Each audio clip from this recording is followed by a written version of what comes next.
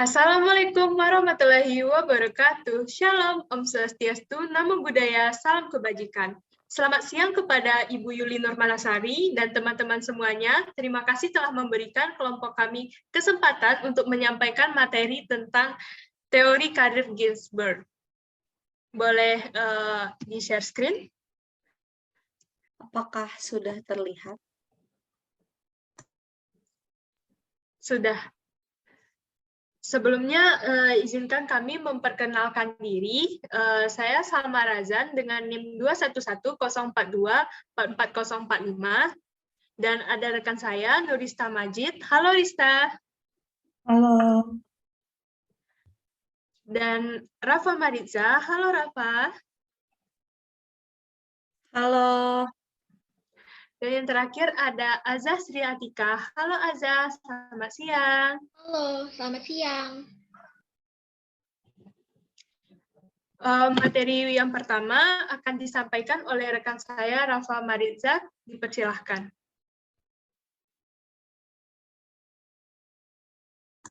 Baik, terima kasih moderator atas waktunya. Izinkan saya menjelaskan teori Ginsberg. Tak kenal maka tak sayang, maka kita kenali dulu tokoh dari teori Ginsberg. Ginsberg, Axelrod, dan Herman dipandang sebagai ahli pertama yang melakukan penelitian terhadap teori pilihan karir, occupational choice, dari sudut pandang perkembangan. Tim tersebut terdiri dari beberapa pakar ahli dalam bidang ekonomi, psikiatri, seorang sosiolog, dan seorang psikolog yang berkolaborasi untuk membentuk rasional pentingnya teori pilihan karir, yang untuk selanjutnya dikenal sebagai tim pengembang teori pilihan karir, Ginsberg. Teori ini merupakan rencana dari 4 peneliti untuk mengkonstruk pendekatan teoritik sehubungan dengan pilihan karir. Teori ini terbagi menjadi 4. Kesimpulan dari dasar penelitian awal adalah terdapat 4 variabel yang masuk ke dalam pilihan karir. Mari kita ulas 4 dari teori tersebut. Yang pertama, variabel yang pertama adalah faktor realita yang dapat menyebabkan individu untuk memberikan respon pada tekanan yang diberikan oleh lingkungan dalam pemilihan karir. Lalu variabel yang kedua adalah pendidikan, bahwa jumlah dan jenis pendidikan yang pernah diperoleh oleh tiap individu akan mempengaruhi dia dalam pengambilan keputusan. Lalu variabel ketiga adalah emosional, termasuk di dalam respon individu terhadap lingkungan. Hal ini termasuk yang krusial karena terkadang seseorang dianggap berhasil itu dari cara dia mengolah emosional. Nilai individu akan mempengaruhi kualitas pemilihan karir dengan cara melihat kelebihan-kelebihan yang dimiliki oleh masing-masing pilihan karir. Sederhananya adalah Ginsberg dan teman-teman sejawatnya menjelaskan bahwa pilihan karir merupakan suatu proses yang tidak dapat dirubah. Terjadinya dalam periode yang jelas dan digolongkan berdasarkan sejumlah persetujuan yang dibuat oleh individu antar harapan dan kemungkinan. Next. Yang kedua ada konsep umum teori Ginsberg. Konsep umum Ginsberg dan kawan-kawan berpendapat bahwasannya faktor emosional sangat berpengaruh penting, sebab dengan adanya faktor pengaruh tersebut dapat menentukan pola penyimpangan pemilihan karir. 4 komponen yang dapat memberikan kontribusi pada proses pemilihan karir individu selama masa remaja. 4 hal tersebut adalah pengujian tentang realita, perspektif mengenai kesesuaian waktu pengembangan, kemampuan untuk menunda kepuasan, dan kemampuan untuk menerima mengimplementasikan perencanaan karir. Dalam proposalnya, Ginsberg menyatakan konsep mereka seputar orang dan pekerja. Ada 2 tipe kepribadian. Yang pertama, kepribadian yang berorientasi pada pekerja. Yang kedua, kepribadian yang berorientasi pada kesenangan. Mungkin cukup sekian apa yang bisa saya sampaikan. Saya kembalikan kepada moderator. Terima kasih. Baik, terima kasih Rafa atas penjelasannya tentang sejarah teori karir Ginsberg dan juga konsep umumnya. Kemudian materi selanjutnya akan disampaikan oleh Azah. Kepada Azah kami persilahkan.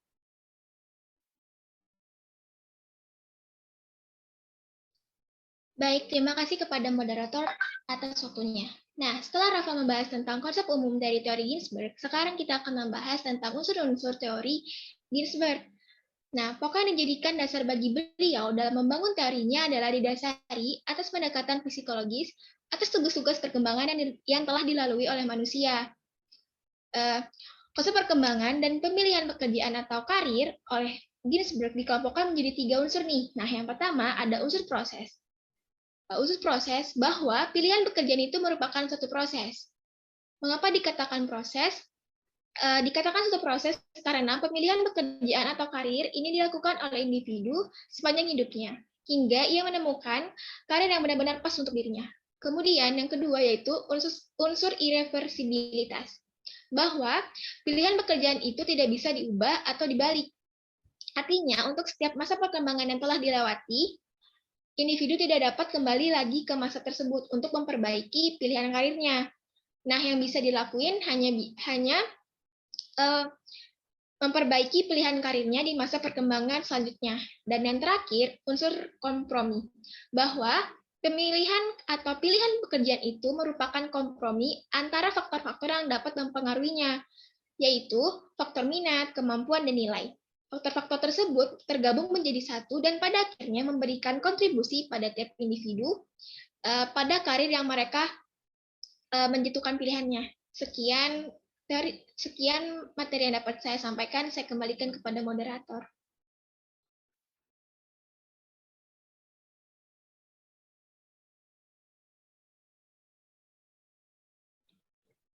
Baik, terima kasih Azah atas penjelasannya mengenai unsur-unsur. Kemudian materi yang selanjutnya akan disampaikan oleh Rista. Kepada Rista kami persilahkan.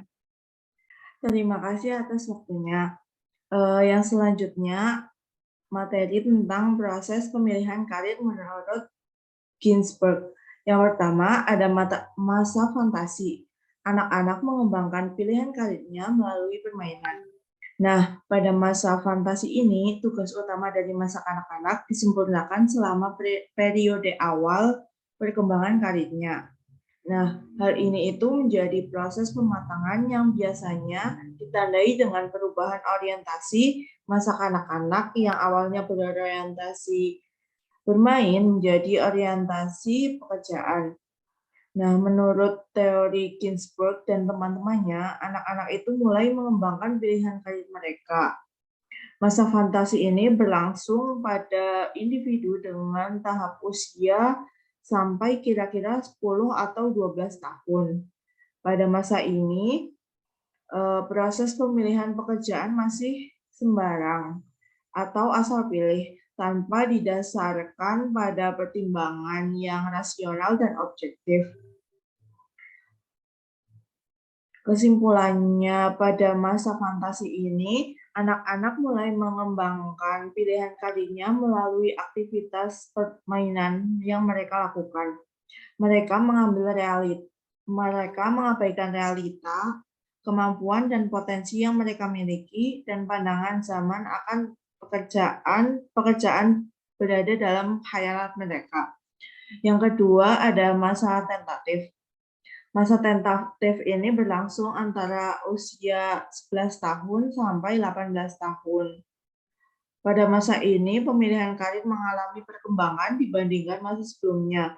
Nah, masa tentatif ini dibagi menjadi 4 tahapan. Yang pertama ada tahap minat.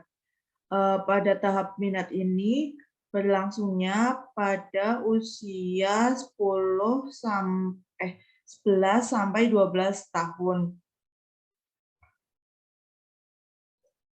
Individu itu akan menyadari kebutuhan mengidentifikasi pemilihan karir mereka.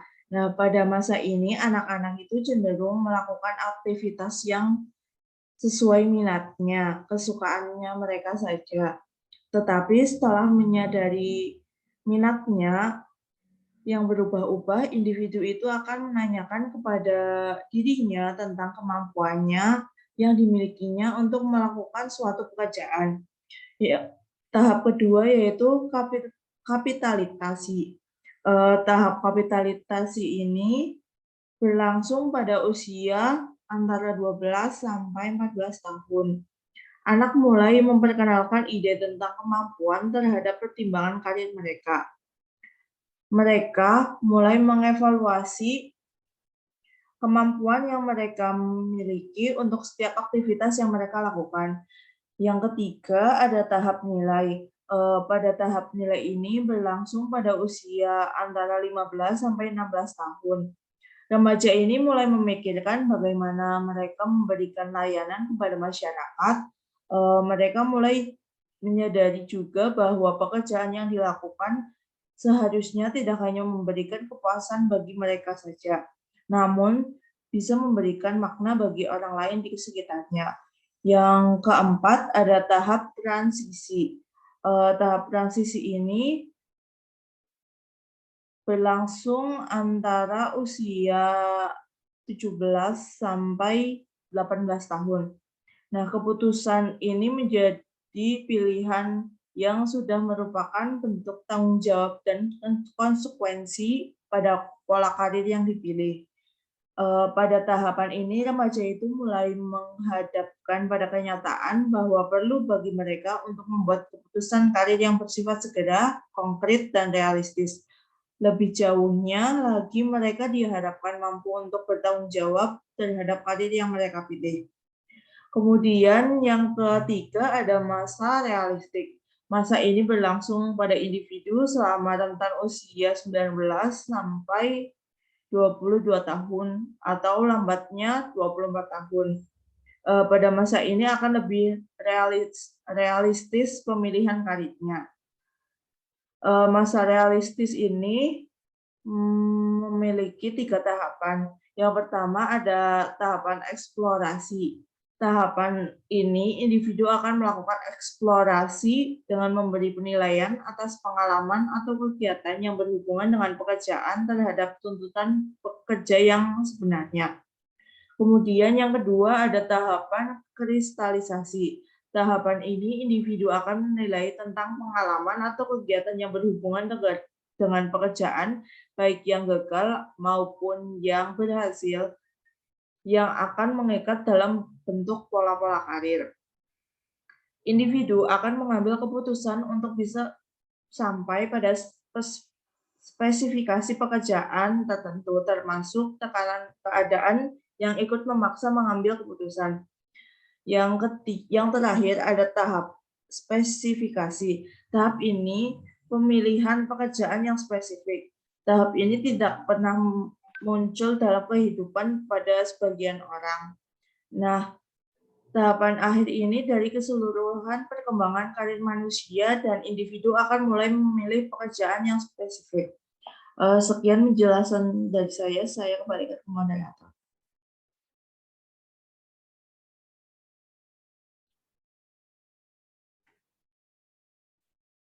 Baik, terima kasih Rista telah menjelaskan mengenai proses pemilihan karir. Nah, materi selanjutnya akan saya sampaikan sendiri, boleh di next?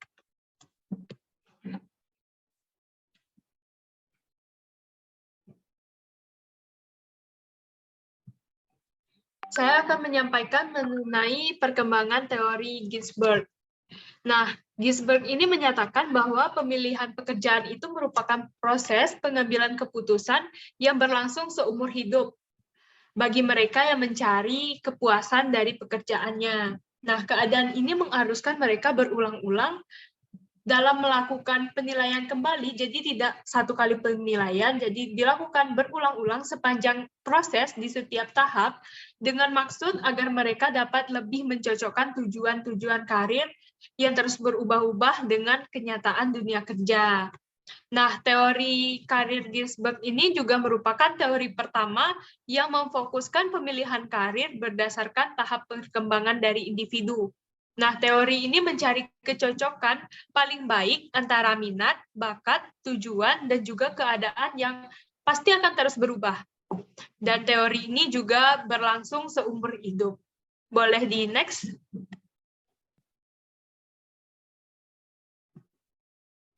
Nah, agar bisa lebih jelas, saya akan memaparkan melalui cerita. Jadi ceritanya ada seorang anak perempuan, sebut saja namanya Salma. Nah, Salma ini dia lahir dari keluarga yang berlatar belakang pendidikan. Ibunya si Salma ini seorang guru dan ayahnya seorang dosen.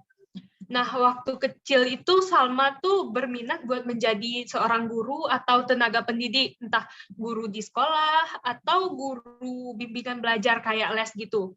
Salma tertarik menjadi tenaga pendidik karena menurutnya tenaga pendidik itu dapat menginspirasi banyak orang gitulah. Nah, tapi setelah mulai dewasa, mulai remaja gitulah, Salma ini mulai mikir nih, apakah aku benar-benar yakin mau jadi pendidik, mau jadi guru? Atau aku ini cuma mau menginspirasi banyak orang saja? Nah, karena bingung kan, terus Salma ini konsultasi lah, bertanya ke ayah sama ibunya kan, terkait dengan cita-cita dan tujuan karir dia ke depannya. Dan orang tua Salma berkata, minat saja itu nggak cukup, kamu juga harus menyesuaikan dengan kapasitas, kemampuan, dan juga bakat yang kamu miliki. Nah, setelah mendapatkan masukan dari orang tuanya, Salma ingat lagi nih, apa-apa aja prestasi yang pernah ia raih. Setelah dia ingat-ingat, dia pernah meraih prestasi di bidang ekonomi, matematika, dan juga bahasa Inggris. Dan di beberapa bidang itu memang sesuai dengan kemampuan dari diri Salma. Salma ini juga pernah menjuarai Olimpiade Nasional di bidang bahasa Inggris. Salma juga merupakan peraih nilai ujian tertinggi di bidang matematika, ekonomi, dan juga akuntansi. Kemudian itu juga berkat kerja kerasnya dan juga doa dari orang tuanya pastinya kan. Nah, karena keberhasilan Salma tadi, dia peraih nilai tertinggi, terus menang Olimpiade, Salma ini menginspirasi banyak orang nih, dari teman-temannya, orang-orang terdekat, teman-teman sekolahnya, bahkan orang-orang di sekitar Salma, di desanya juga terinspirasi oleh sosok Salma tadi. Nah, kebetulan juga Salma ini sekolah di sekolah internasional yang juga bisa memudahkan untuk melanjutkan ke jenjang pendidikan di luar negeri. Apalagi dia memiliki sertifikat penunjang kayak yang lomba-lomba atau organisasi-organisasi, pokoknya semua sertifikat yang pernah ia dapatkan. Setelah berkompromi dengan diri sendiri gitu ya, setelah dipikir-pikir lagi, akhirnya Salma melanjutkan studi ke Cambridge University. Dia mengambil jurusan ekonomi karena juga menyesuaikan dengan minat dan kemampuannya di bidang ekonomi dan bahasa Inggris. Sekarang Salma itu udah menjadi inspirator dan juga manajer di perusahaan asing. Apa yang bisa kita ambil? Nah, pada masa fantasi,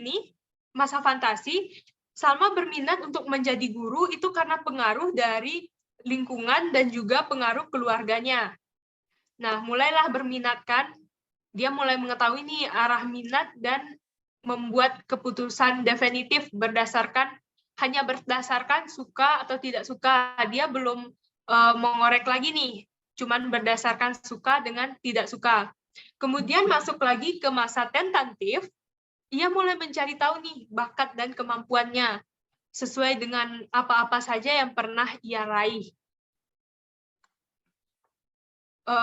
Dia mulai menyadari kapasitas yang ia miliki, baik kemampuan diri ataupun juga dukungan dari lingkungan itu sangat penting dan juga dapat menjadi pertimbangan ia dalam pemilihan karir.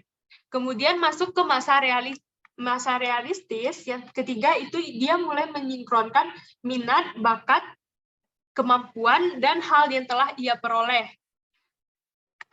Nah, ini persepsinya terbentuk lebih jelas mengenai informasi seperti kayak gaji, peluang kerja, terus perspektif waktu kerja, kemudian ia juga menyadari dan dapat memantapkan keputusan dan mengetahui tanggung jawabnya akan keputusan itu. Jadi telah matang di masa realistis ini.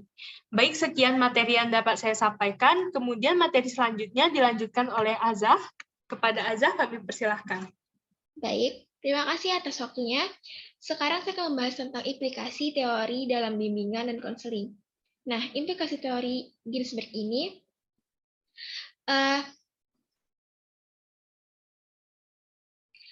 berdasarkan teori yang telah dikemukakan oleh Ginsberg, hendaknya dapat dijadikan acuan oleh guru bimbingan dan konseling dalam memfasilitasi perkembangan siswa di sekolah. Bersumber pada pengorganisasian bimbingan dan konseling di sekolah sebagai sistem yang memberikan pelayanan bimbingan karir kepada para peserta didik, maka implikasi teori ini dapat berupa yang pertama yaitu informasi karir atau pekerjaan oleh guru bimbingan dan konseling memungkinkan siswa untuk dapat mengenal berbagai jenis pekerjaan atau pola karir yang dapat mereka ambil setelah menyelesaikan pendidikannya. Hal seperti ini ditenggarai dapat membantu siswa dalam mengenal secara seksama arah minat dan kemampuan atas potensi dirinya untuk difantasi dan ditentasikan hingga sampai pada kemampuan untuk merealisasikan orientasi-orientasi itu di masa yang akan datang. Nah, kemudian yang kedua, pengenalan terhadap minat dan kapasitas yang dimiliki siswa dan perangkat nilai yang dianutnya akan sangat diperlukan oleh guru bimbingan dan konseling dalam upaya mengembangkan, membina, mengarahkan siswa pada pola-pola vokasional atau pemilihan pendidikan yang tepat dan selaras dengan kondisi dan pilihan karir tersebut. Selanjutnya yaitu aplikasi konseling karir dengan pola pendekatan konseling behavioral yang muatannya berupa analisis, eksplorasi kondisi yang sesuai mengenai individu, keterampilan yang dimilikinya, minat, keinginan, dan nilai kemasyarakatan, tekanan, dan arah kecenderungan dunia kerjanya akan sangat membantu individu dalam mencapai kecocokan dan kepuasan kerja. Nah, selanjutnya yaitu perkembangan karir merupakan salah satu bagian dari keseluruhan proses perkembangan individu dan pilihan yang menyangkut jabatan di masa depan serta berlangsungnya selaras dengan perkembangan karirnya. Kalau proses perkembangan orang atau individu tidak berjalan sebagaimana mestinya, laju perkembangan karir juga tidak berjalan lancar. Dan banyak pilihan karir akan menunjukkan kekurangan yang sangat sulit atau berat. Oleh karena itu, bimbingan karir harus direncanakan dan dikelola dengan maksud menunjang perkembangan karir individu sesuai dengan tahap perkembangan di berbagai jenjang pendidikan di sekolah. Kemudian, pilihan jabatan tidak dibuat sekali saja dan tidak definitif sebagai selanjutnya, pilihan jabatan tidak dibuat sekali saja dan tidak definitif. Dengan sekali memilih saja, individu membuat satu rangkaian pilihan yang berkesinambungan dan bertahap. Dari pilihan yang masih bersifat agak luas dan memilih bidang jabatan sampai jabatan tertentu di bidang itu, pilihan itu dibuat dalam lingkup lingkungan sosial, budaya,